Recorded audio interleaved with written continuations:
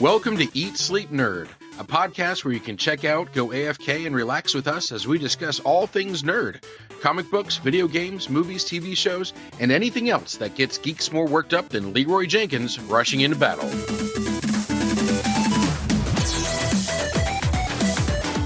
Welcome to episode number 30. I am your dorky DJ, Corey Winter, and as always, I am joined by my nerdy brother, Josh Winter, and our geeky friend, Jason Summer. In this episode, Henry Cavill has announced that he's leaving The Witcher. DC Studios will be run by James Gunn and Peter Safran. Disney has bought production rights to Doctor Who, and casting speculation of William Jackson Harper in Ant-Man 3. And before we dive in, please do not forget to share this show with everybody. And please go follow us on Instagram and Twitter at Eat Sleep Nerd. See, even if you don't like it, just be like, hey man, you should listen to this because it's so bad.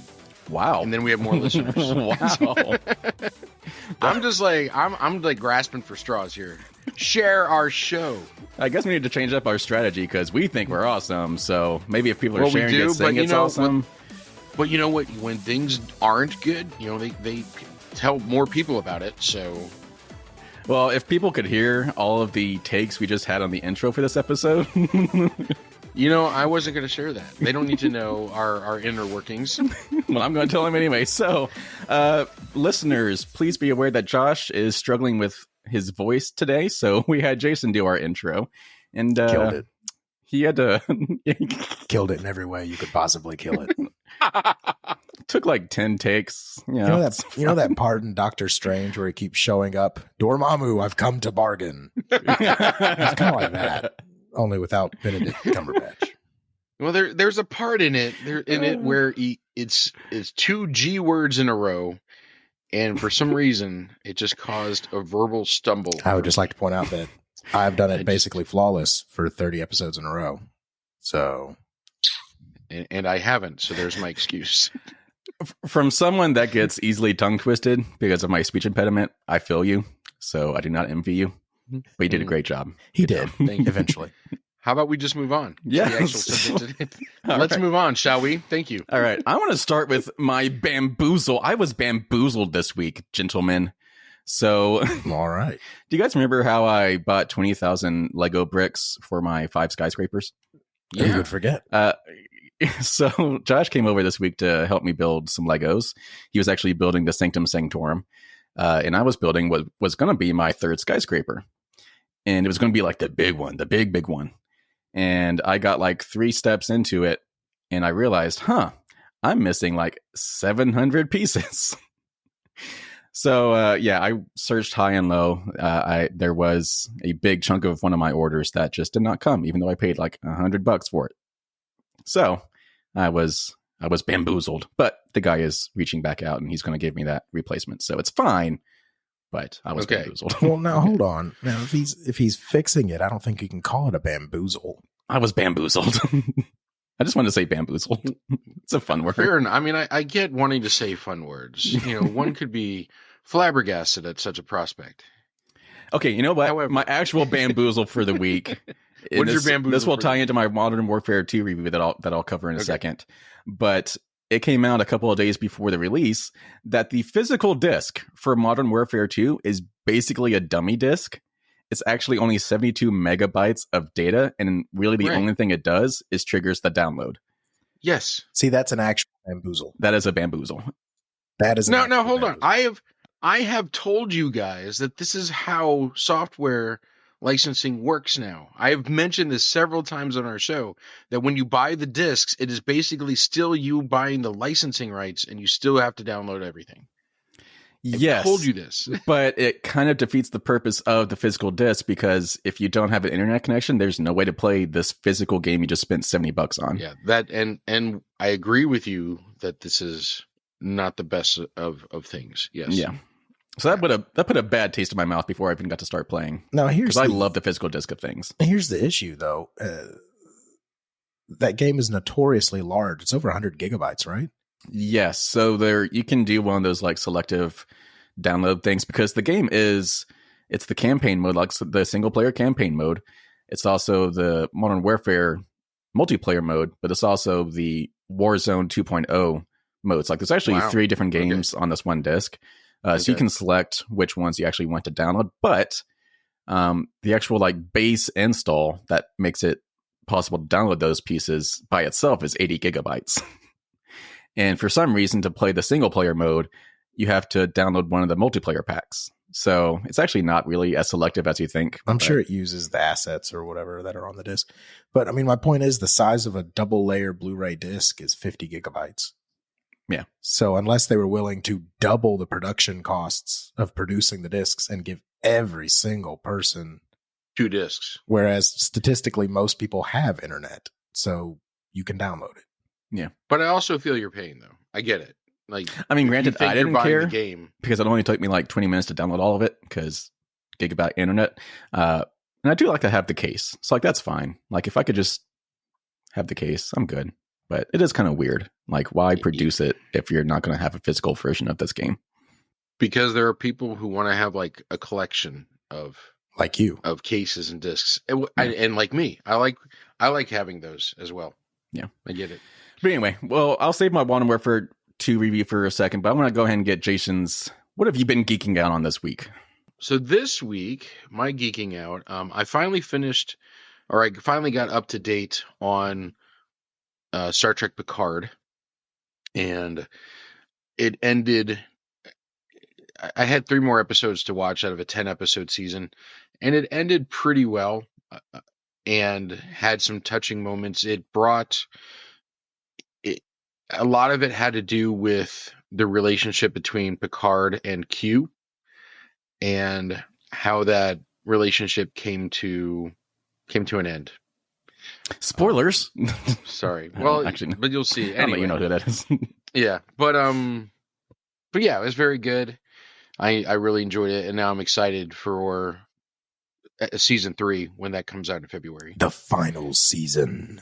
The final season, which I have a feeling is going to have next generation vibes to it, and I'm kind of excited about. Well, that. They brought back the whole I could be mistaken. Cast. Right. And I think they want to kind of step away from this very somber, very serious tone that Picard has had, maybe because of how well Strange New Worlds was received with their much lighter atmosphere. Yeah. Everyone suddenly remembered that it's great when Star Trek is fun and hopeful. Right.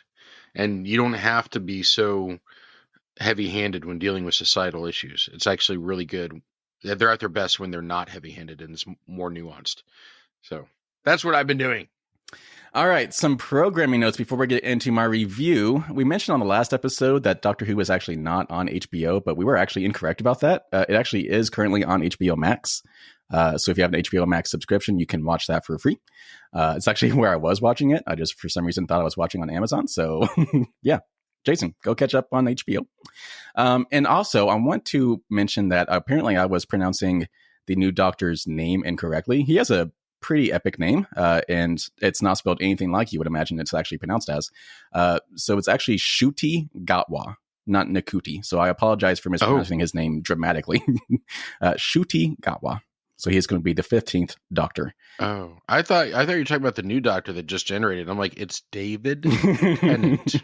Yeah. And then coming up soon, do not forget that we will be watching and reviewing Black Panther 2. Black Panther comes out on November 11th, and we'll be reviewing that on the following episode. So please look out for that. And then before we get into our news, I want to quickly review Modern Warfare 2, the new Call of Duty game, because it just came out last week, and I powered through the single player campaign, and I have dabbled in the multiplayer. So I have a pretty good take on what this game is like. I'm going to give it a 4 out of 5, and I actually almost gave it a 3 out of 5 because the single player campaign, coming off the masterpiece that was the campaign in the Modern Warfare reboot that came out a couple years ago, this one's a little bit more lackluster. There's a lot less big set pieces, and the story's kind of meh. But it's also the gunplay is really fun, and the pacing is really fun. So the single player campaign's about 6 hours, and it is fun, but just compared to previous Modern Warfare campaigns, which are traditionally amazing stories and amazing action, theatrical, cinematic story campaigns, this one's definitely the weakest of the bunch. So the single player campaign, if I were to give that one a score by itself, probably a 3 out of 5. And then on the multiplayer side of things, this is probably the best that Call of Duty multiplayer has been in years. The gunplay, like the way it actually uses the next gen haptic feedback vibration and the PlayStation controller, just like every single gun feels different. I was wondering what you meant when you said the gunplay is good. Yeah. Okay, that explains it. Okay, cool. And I didn't play every single multiplayer mode. I was mostly focused on the free-for-all and the team deathmatch modes, which is traditionally what I have enjoyed playing with Call of Duty. Actually, back in college, when Modern Warfare 3 came out, I was a ranked player for like a month or two during college. I killed it. I killed those noobs. So coming back into it, I have not played in years. So I was really excited to actually get back into it. I won my first 3 matches in free-for-all. Daddy's back. But then I started getting a little cocky, and there was one free-for-all match where I died like 35 times and killed 2 people. So I logged off after that and took a little break. But yeah, super fun if you traditionally like the Call of Duty multiplayer of things. What rank were you way back? I think it was, if I remember correctly, I was in the free-for-all leaderboards specifically. I was in the top 1,000 in the world. Okay. Wow, that's impressive. A big con for this multiplayer right now is that leaderboards and player stats don't actually exist right now. So you can't actually see how you're performing with other players outside of individual matches. So that's a huge demerit in my book, because after I finished like 10 matches in a row, I wanted to go see how my stats were lining up. Like, how many overall kills do I have? How many times have I died? It doesn't exist. You actually cannot find that information. So that's actually a big con for me. But yeah, overall, fun time. I'm sure they'll add that at some point. So campaign is meh. Multiplayer is fantastic. So it kind of evens out 4 to 5. Highly recommend. Corey, I'm going to ask you this about your review. Do you feel like that's particularly different than what you expected it to be, though? I mean, when I was little and we played Call of Duty, it was about the campaign and the big set pieces, and it was like playing an action movie.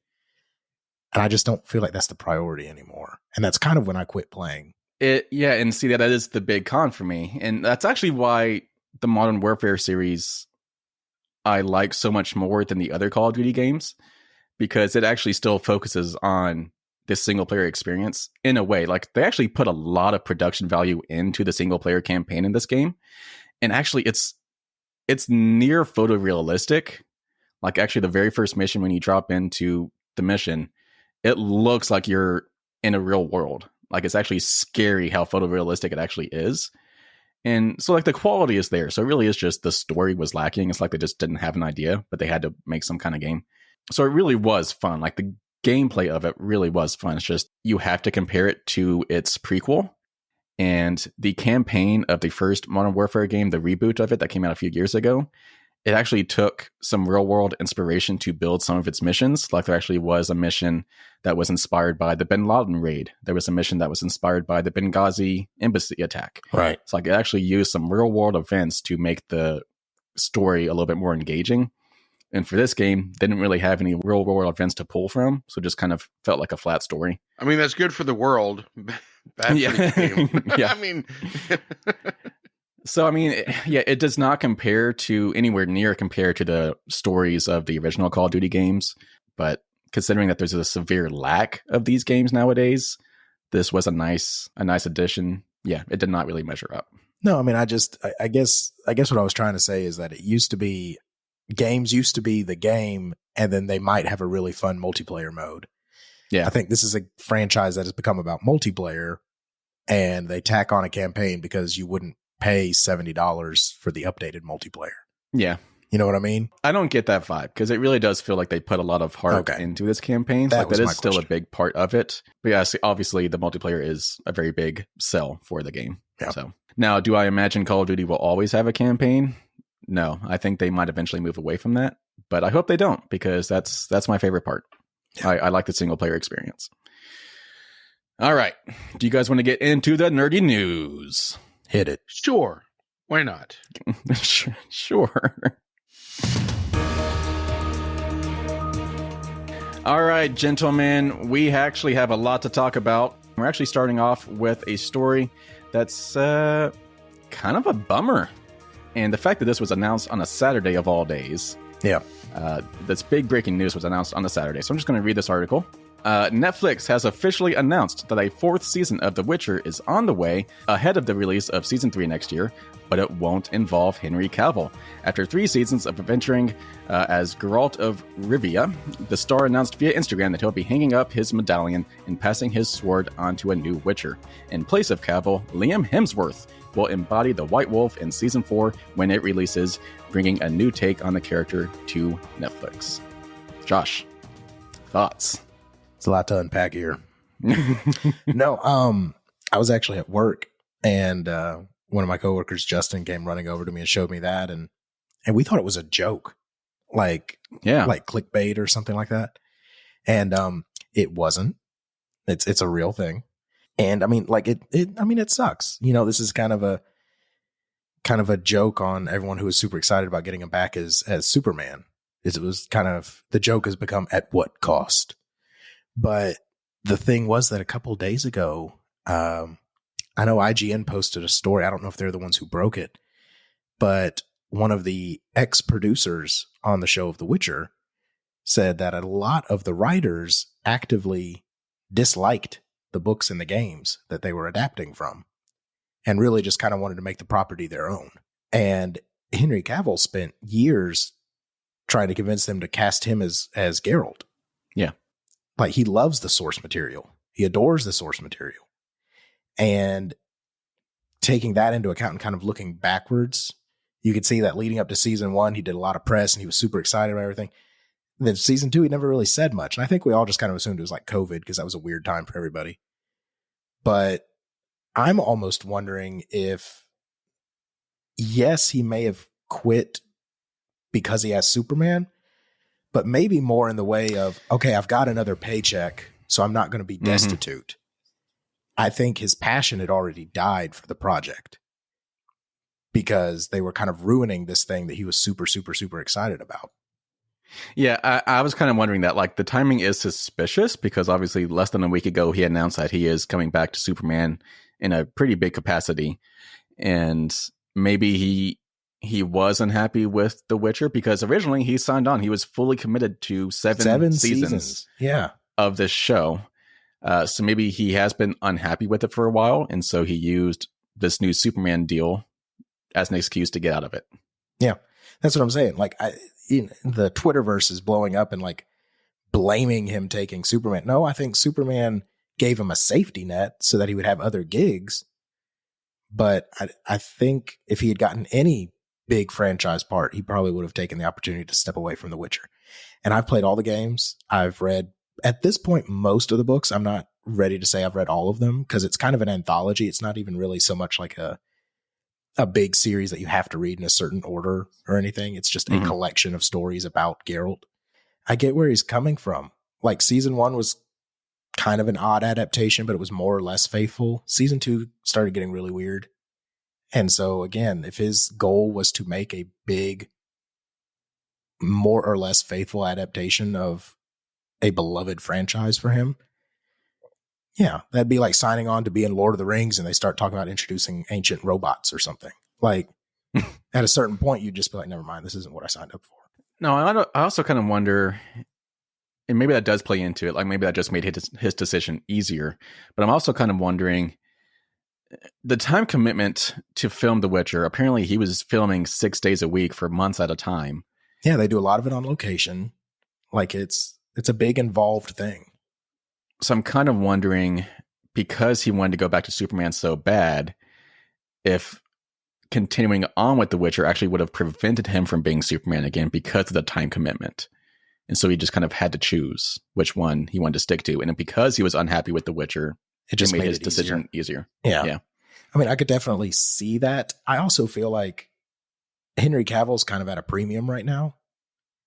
And so if you really, really wanted to, you'd make it work. Both studios, you know? Like, if he was absolutely completely enamored with everything that he was working on, he's a big enough star now that you could probably negotiate schedules so that he could get both done. Yeah. Without having to keep an awkward mustache that you have to CGI out. Jason, you did not laugh at that. That was funny. It was funny. See, that was a Justice League joke. No, I was just thinking about like how horrible that decision was, and that they thought that was something that they should move forward with. The mustache? Yeah, the mustache. Yeah. What trying to say, like, I would have almost rather just kept the mustache. oh, I mean, like we've got a new look for Superman because that weirdness was just, it was unforgivable. Well, see, honestly, the funny thing at this is, point. like, it's actually fairly easy to digitally add facial hair. Like, that's a surprisingly common thing in big budget productions. So he could have kept the mustache, enhanced an overall beard onto him, because in the comics, when he came back from the dead, he had a full beard. Like, that was yes, and long hair. like you could have actually twisted that around and made it work instead of weird, overly smooth upper lip. Well, the thing was, though, is that with the Justice League version, they wanted the blue, The big red classic Superman. Yeah. right, instead of the comic accurate, which we got later, black and silver suit without the cape. Which honestly, I would have been totally fine with that, because he, like you said, he came back grizzled and unshaven, long hair. All right, so Henry Cavill's mustache. Anyway, sorry. Yeah, we went on a tangent there. I want to get your takes on who is replacing him. Liam Hemsworth. How did we feel about that? I just feel bad for baby Thor. Like, it's not even his fault. And I'm sure he's going to do a decent job. But I mean, come on. Henry Cavill's got to have like 100 pounds on him. Like, there's no way he doesn't. Well, there's no reason why he can't bulk up. I mean, I guess he's got time. Lord knows they take their time making the seasons. I mean, if that's the route that they want to go, he's, like you said, he's got the time. I would like to see, I'd like for him to kind of get his own name in the spotlight, outside and out from under the shadow of his brother. That'd be kind of cool. I was going to say, he's never really been a leading man. Right. No, he has not. He's always been kind of like the support. And I have to think that the selection of Liam Hemsworth as Geralt was a very deliberate decision. It's not like there's a shortage on men in Hollywood that you could use for this character. So let me ask you this. With Netflix that is so trigger happy with canceling things, why would they not just cancel this when they lose their leading man? Ooh, that's a good question. Maybe that is a good question. Maybe this is their way of trying to save face. So, because they kept saying, we've got like a 7-year plan for this show. We've got a 7-year plan for the show. I always kind of thought it would end up being like a 5-year show. Yeah. Plan for 7. We're going to wrap it up a little early. 5-year plan. Maybe this is their way of saying, look, we lost our lead actor. We did our best to replace him. People just didn't respond. We're going to have to cancel the show, which is what they wanted to do in the first place. Yeah. But like we've said before, they don't have a lot of big tent poles left. So they have to at least look like they're trying to save it. Right. I've been trying to figure out how they would do this too. Like, how can they explain? Would they even try to explain having a different look, a different actor? I don't think so. And I think what they're going to do is that a blue police box is going to show up. Henry Cavill is going to go in. Something's going to happen. And he's going to come out. And then something's going to happen where he falls down, screaming like, "Oh, guys!" And then his character dies off. And then Liam Hemsworth version just kind of stands up and it's like, what's going on? What is all this? That is a bold prediction. I don't see that playing out, but it's a bold move, Cotton. And then you've got the little bard going, "All right, you got the money, I got the songs, let's do this." And then they go on their merry little way. What do you think? I'm calling it now. Oh, do you want me to write that one down? I will.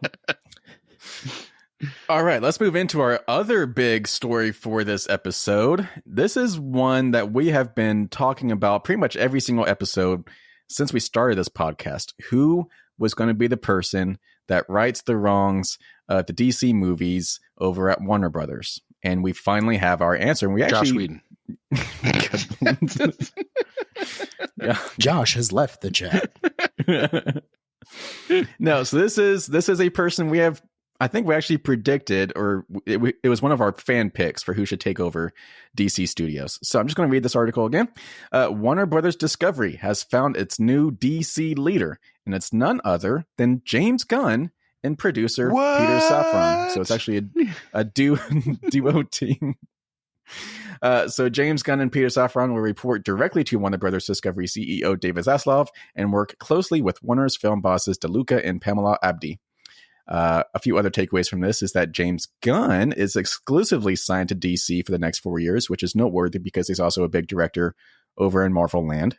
And James Gunn is more going to be on the creative side of things, while Peter Safran will be more on the business side of things. So the DC universe, which is actually what it's been renamed as, it's the DCU now. The DC universe of films, it's going to be head up by James Gunn. He is steering the direction for the story and the creativity and making production calls on what these movies are going to be for at least the next 4 years. So, thoughts? I'm honestly not thrilled.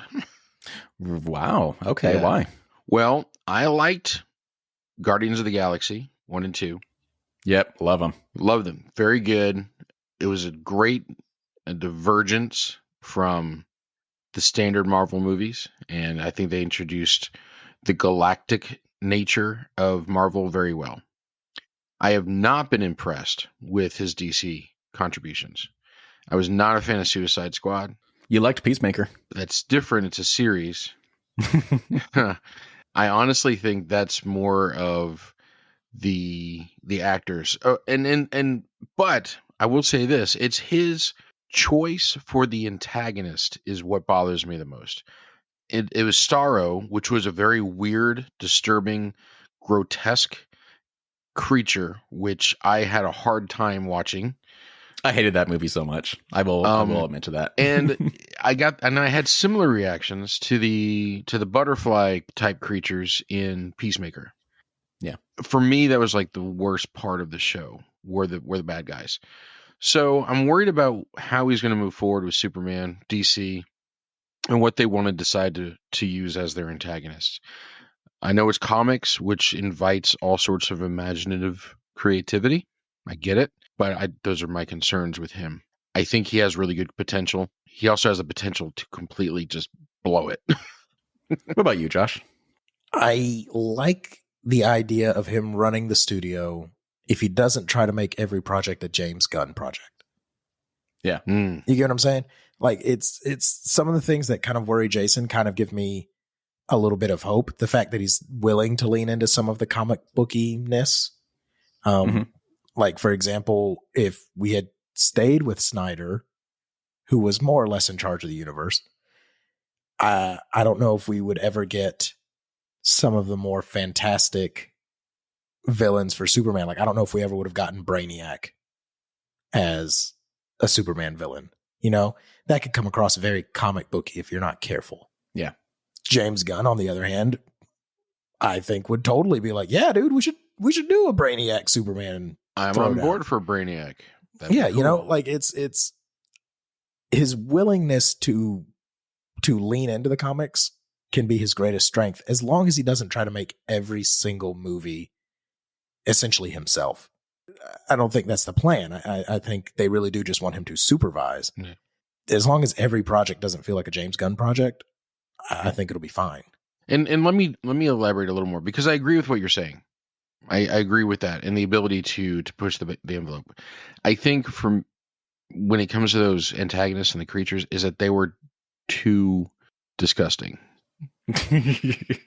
Like, maybe if Starro was done differently, I would feel differently about it. If the butterflies and the way that they were portrayed were different, I would be okay with it. He was also given free reign to do mature and R-rated content, though. So I think if he had been told he needed to keep it PG-13, it would not have been so grotesque. Maybe. But I'm not saying you're wrong. Yeah. No. It's cool. I'm just saying he may have been grotesque because he was allowed to be grotesque. Oh, yeah. If they turn it into an R-rated franchise, I don't know if it'll be as successful. So that would be a bold move. The look of Starro and how it procreated by releasing the little stars underneath its arms and whatever. Just the actual portrayal. I'm not even talking about things that are considered, adult rated type stuff. I'm talking about it was just those things were just disgusting to me. It was weird. It was just weird. I'm not talking about ratings type stuff. I'm just talking about the actual creativity and the level of how they decided to portray these things. It's just gross for me. So a few more takeaways from this story. So it came out that James Gunn actually told Marvel Studios president Kevin Feige before anyone else when he signed on to lead DC's movie universe. A little tweet here from James Gunn. He was actually replying to a troll on Twitter in a now since deleted tweet, but his reply is still available. James Gunn said, "Not only do I love Kevin, he was the first person I told after I did the deal with DC. John Cena was the second. Contrary to popular belief, $1 less for Marvel is not $1 more for DC. DC and That's Marvel right. have the common goal of keeping the theater going experience vibrant and alive." So it sounds like because of his relationship with Feige, the Marvel and DC movies, they're going to have a good working relationship, which kind of opens the door for a potential crossover, right? Do you think the world is ready for that?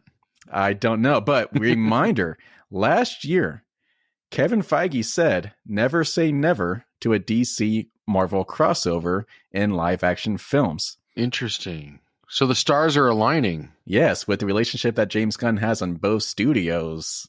This is the closest we've ever been. It could happen. Just think about the conversations between Captain America and Superman, or Batman and Iron Man.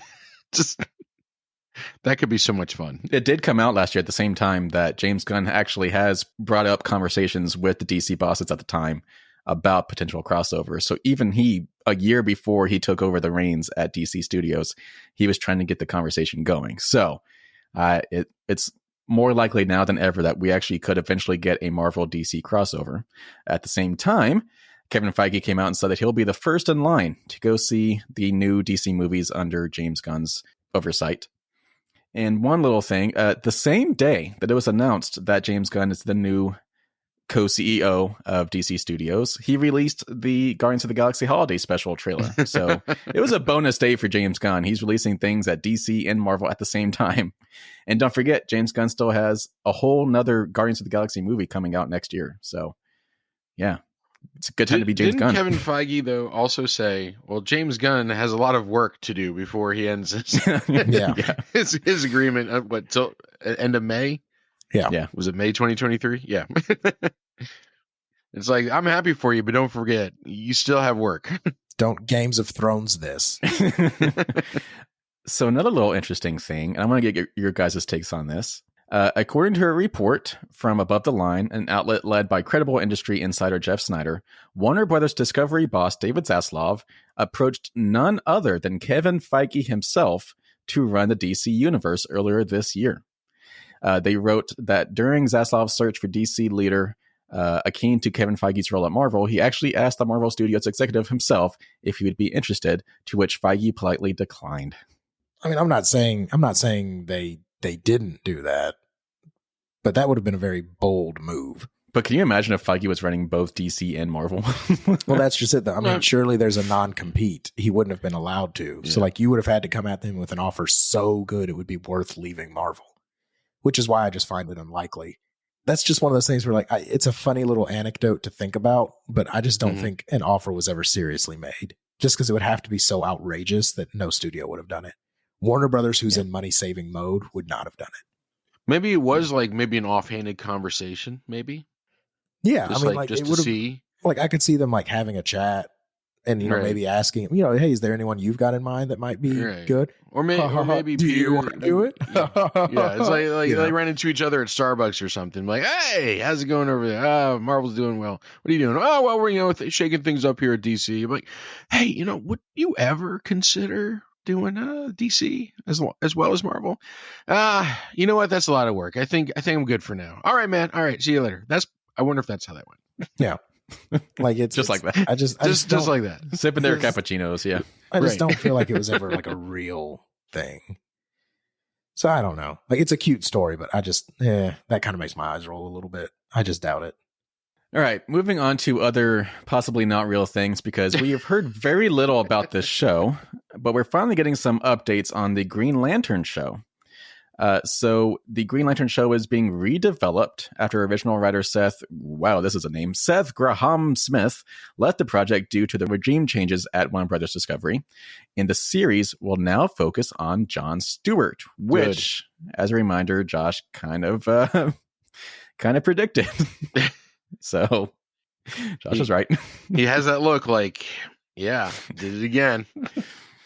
So there were 2 stars of previously attached to the show. It was Finn Wittrock and Jeremy Irvine, who were cast as Guy Gardner and Alan Scott respectively, but they are no longer attached to the show. The hope is for them to rejoin the project once the new scripts are done and filming is ready to commence. But it sounds like they would no longer be the focus, as they are now shifting towards Jon Stewart. Smart. I think that's a good call.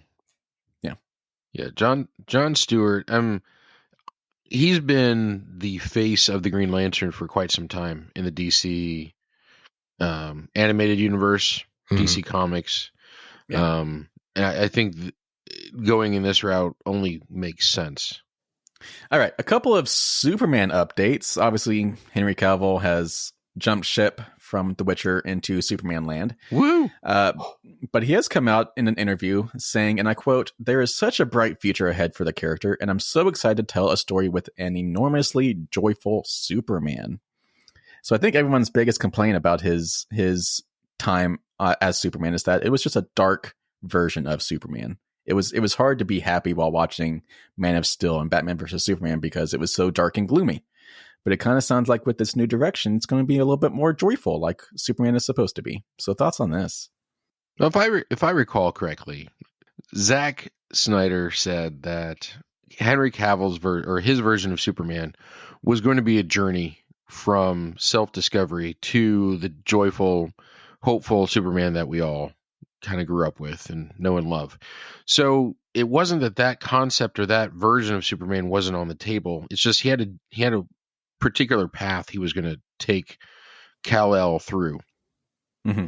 And I just don't think the audiences had patience for it. Yeah. And I kind of get it.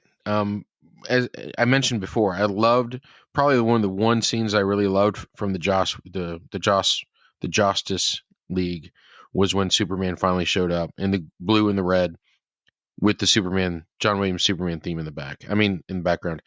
And that's, I think, what the type of Superman we were all kind of looking for. Yeah. Now, having said that, I think they're probably going to fast forward on all that. Maybe skip all the stuff that Zack Snyder was going to do. And who wants a character arc? Screw that. Yeah. And speaking to that, I actually found an article this week regarding the question of the use of John Williams' Superman score when reintroducing Superman in the Black Adam movie. And they think that it was a deliberate choice to go with that, particularly because of the feelings that it invokes versus what Hans Zimmer's invokes. It's still hopeful. Hans Zimmer's is still hopeful, but it doesn't have that super uplifting, super powerful, emotionally charged nature to it.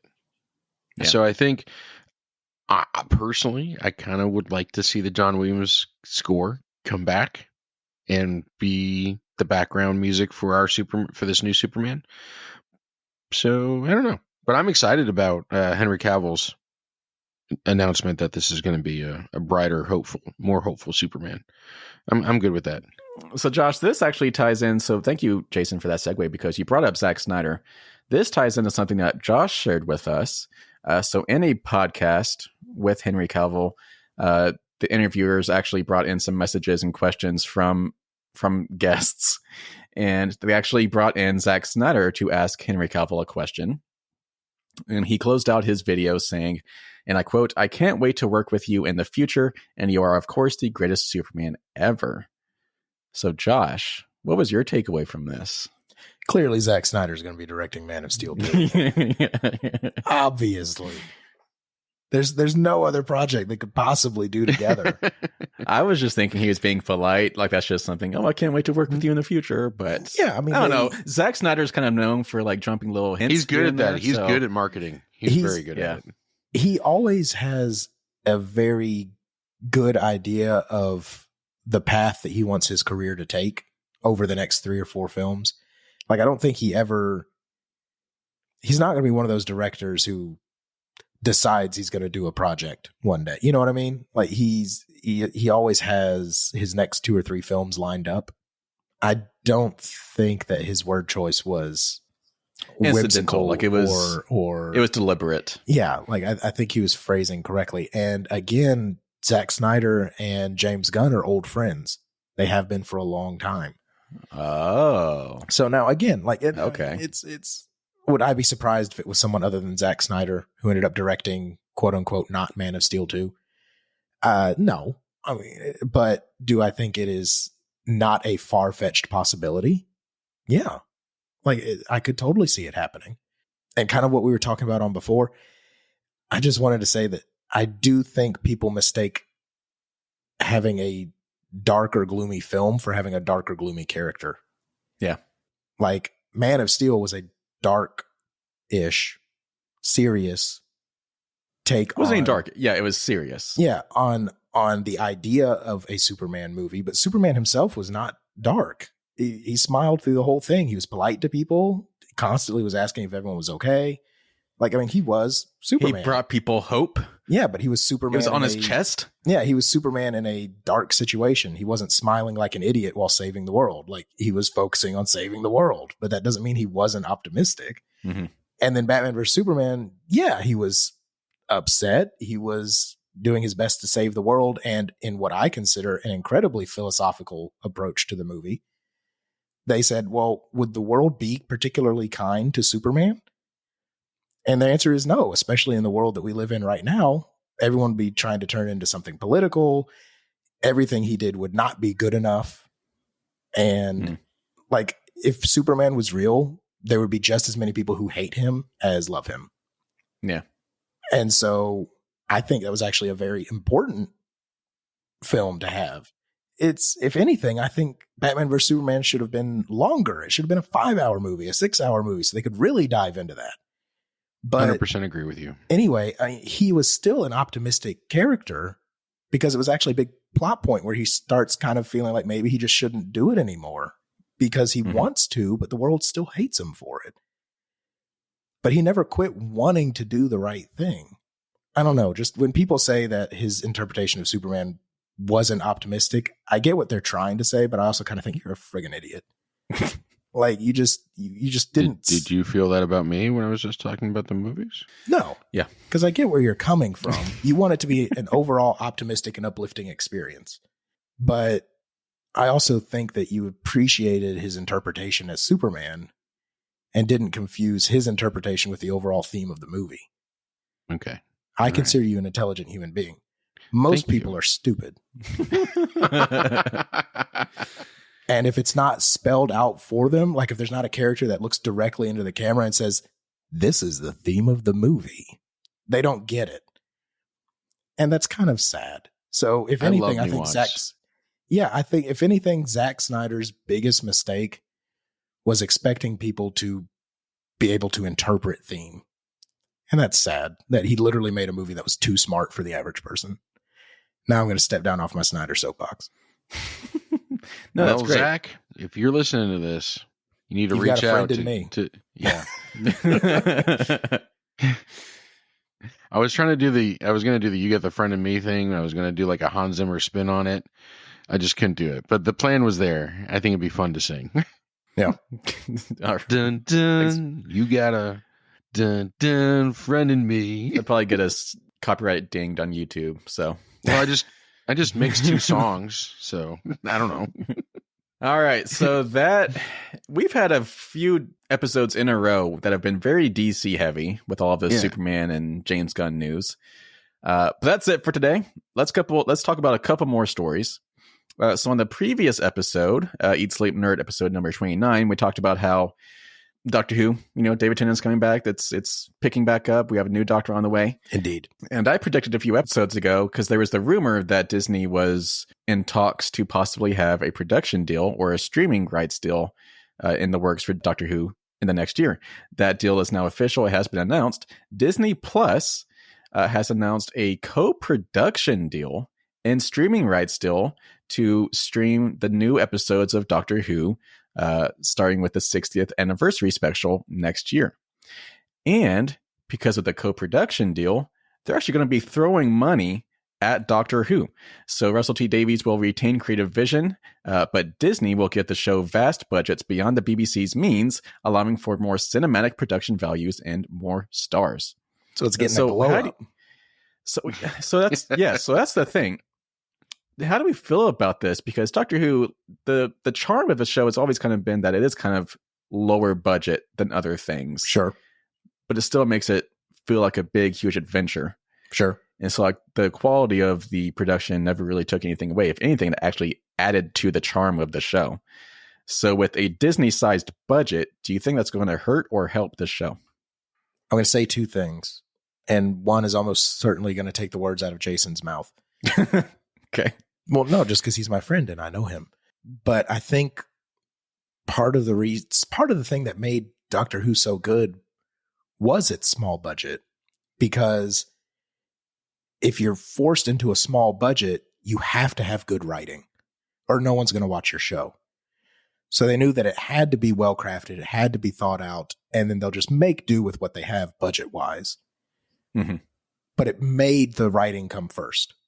I will follow that up by saying, as long as they retain good writing, a budget can only help.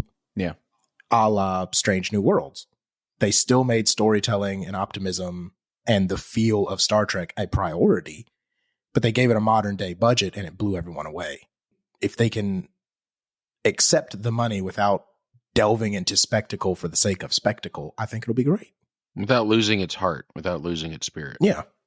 So for the audience, the entire time Josh was saying that, Jason was like enthusiastically nodding and pointing to his brain because he was in full agreement with that. Yes. So Jason, you have any follow up to Josh's thoughts? No, he's pretty spot on. I had actually found Doctor Who this week on HBO, and I started watching. They're calling season 1 the season that was where they reintroduced Doctor Who to the world, which is with the ninth Doctor. Correct. The modern. I was hoping to actually go as far back as the original. I was not able to. However, I have seen a few of them. I think BBC holds on to those pretty hard. Like, I may have to go to BBC to watch it. But PBS, with those, right there. That's a good idea. That's a good idea. But with those, and even with these newer episodes, because it had like a very simple BBC budget, and they were reintroducing the Doctor, so it had like no budget essentially. Yeah, it felt very much like a stage production. Yeah, it essentially was like a theatrical, right, which has a charm to it, which I know that it kind of lost later on because they did get more money and Doctor Who became wildly popular. Yeah. As Josh and I can attest, as we worked in Barnes & Noble or Books A Million, and there was Doctor Who merchandise all over the frickin' place that people like to leave on the floor. And then we had to pick up till 2 a.m. in the morning. But in any case, correct. But it was wildly popular. And so I know that they had tons of money, in the 2012, 2013 timeframe. So I have the same concerns. Like, not having a budget or having a limit on a budget does cause or does influence excellence in other areas. Yeah. And if you just have an unlimited budget, you start focusing on effects and what you can do instead of what you should do. Right. Yeah. Totally on board with you, Josh, on that one. But I also think it's kind of a good thing because Disney can introduce Doctor Who to a much bigger audience, especially over here in the United States, especially when new episodes are coming out. If you don't have cable, it's actually pretty hard to watch new episodes without having to buy them all separately. Right. So with the fact that it's getting streaming rights to new episodes as they air, I think it opens up to a much bigger audience. So that's actually a very good thing. Plus, this also kind of enforces that Disney is embracing the fact that they want to be the new home for nerds, because now they have Star Wars, they have Marvel, and they're going to have Doctor Who. Like, if you're a nerd, you're going to have a Disney Plus subscription. Yeah. Speaking of this home for nerds thing, this is something that you've talked about several times, and I think you're right that it even if it's not the intent, it's certainly heading that way. Is that something that you read somewhere, or is that just something that you've just, with your analysis, you're like, this is what's probably going on? Oh no, that's just all me. Okay. Yeah. So yes, this production streaming deal does not go into effect until later next year. So when the 60th anniversary airs next fall. So with David Tennant coming back, it will be on Disney Plus. All right, let's move on to our last news story for the day. So it was announced that William Jackson Harper, who is most famous for playing Chidi in The Good Place, the sitcom that aired on TV a few years ago, he has been announced to be filling a role in Ant-Man and the Wasp: Quantumania. But his role remains a closely guarded secret. So I want speculation on who William Jackson Harper could be playing in Ant-Man 3. And keep in mind, the role has to be significant or else it would not be a closely guarded secret. So what is it? What do we think? It's MODOK. 100%. It's MODOK. And I mean, this is the nicest way possible. Just look at the dude's head. It's kind of already, that's clearly going to be a nice thought. Yes. Like, I mean, it's so our previous theory was that Bill Murray was playing MODOK. We actually saw Bill Murray in the most recent trailer, unless he's not just looking very MODOK. Yeah. Unless MODOK just does not look like what MODOK traditionally looks like, it's not going to be Bill Murray. So that does bring up, but the fact that MODOK, we still don't know who is playing him. So you're thinking William Jackson Harper? 100%. Like I said, his forehead's already 80% of the way there. I'm kind of with the internet on their speculation. It seems like a lot of people are thinking it's going to be Mr. Fantastic. I think one of the producers already debunked that. Oh, really? Ooh, okay. Then it wouldn't be the first time that a Marvel person lied to our faces. So yeah, like it's still a valid guess, but I'm sticking with that one. I think there's something there. So we have MODOK and Mr. Fantastic. Jason, what do you think? I think he's going to be a different iteration of Kang. Of Kang? Oh, little multiversal? Well, maybe multiversal, maybe even a younger version. Well, isn't Kang by definition the multiverse? So how could there? Well, remember though, you're asking what I think. He killed all of his other. He killed all of his other multiverse people, though. That's how he came. He Highlandered everybody. Right. There can be only one, but possibly. I don't know. This is just what I'm thinking, though, that he's a different version, maybe a younger version of this character of Kang, or a different iteration, like from the multiverse. And I get what you're saying about not having other iterations and other multiverses or versions of him, but isn't the multiverse also infinite? Right. Exactly. There's no way he could have gotten all of them. And in Loki, they completely upended the multiverse. So all the work, he said, if you guys kill me, you're going to undo all the work that I've done. And then they did. They killed him. So, all the work that he's done is done. So, Josh, when I brought this up to you guys in our chat, I hope you were joking that he could be replaced. I think it was you, Josh, that he could be the new Ant-Man going forward because Paul Rudd might die. Yeah. Was that a serious suggestion? Do you actually think this could be the new Ant-Man going forward? Because we don't know if Paul Rudd dies or not. I mean, I don't think he would be replacing Ant-Man. I don't know. I mean, I could kind of see it. It's just Ant-Man dying has become halfway a joke and halfway a serious production among fans, just because apparently at the Comic-Con trailer that is still exclusive, if you weren't at Comic-Con, you haven't seen it yet. Apparently there were some shots that implied the death of Ant-Man. And then also because all the promo stills and everything have come out for the new Creed movie, which also has Kang in it, he just is swole as all get out. So of course everyone said, well, Ant-Man's just going to die. So at some point, are we going to start making like bets out of these and like make them have cost? And I already have. Oh. You owe me a lot of money. I don't recall ever agreeing to anything like that. He's taking it out of your salary. That's when we just dark monetize. and dark and creepy. You were not a willing participant when you signed the contract, but you know what? If you can find evidence of this, we'll talk. But yes, we can start betting on this. I'm just wondering, what would that mean? Like, what would we win or lose? That's the other thing. I mean, I already said, like, it's straight up very easy. $20 on MODOK. That just I'll make seems that bet. so pedestrian. It's okay. I like money. Okay, $100. No, I mean, it needs to be something. I think something a little more nerdy. $1,000. $1 million. I bet Josh is over here having like seen the entire late script, so he knows who he's going to play. So he's just making the safe I have bet. a feeling he plays his cards very close to the vest. You pay for my taxes if it's MODOK. No, you make far too much for me to want to pay those taxes. And I've gone exempt all year. It's gonna be bad. Dear Lord. So if he doesn't play any of these three suggestions, does the money go into like a pool? Well, The that's a money good idea. goes to the local animal shelter. Oh, okay. I'm in. I could go for that. All right. Or we buy comics and hand them out at the children's hospital or something. Oh, well, look at you Now being that's a all, marketing I like that. idea. Yeah, stop it. You can't market to helping children out. You can't do that.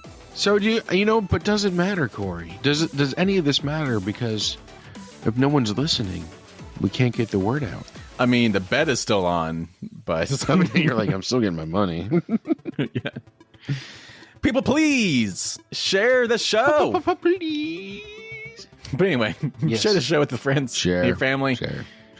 Just keep sharing, people. We love and appreciate you every time you do. We see it. We see when you share.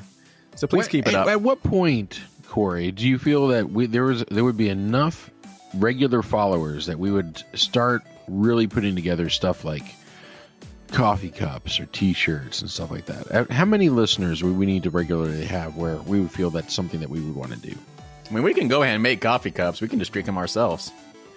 But listeners, if you want coffee cups, you got to put in the work. Yeah. Coffee's for people who share. So are T-shirts. Otherwise, you're just coffeeless and naked Why are they naked? Because they don't have T-shirts. because they don't have Oh, T-shirts. okay. They might still have pants. I don't want to make any assumptions. So everybody remember, eat, sleep, nerd. Take it easy, people.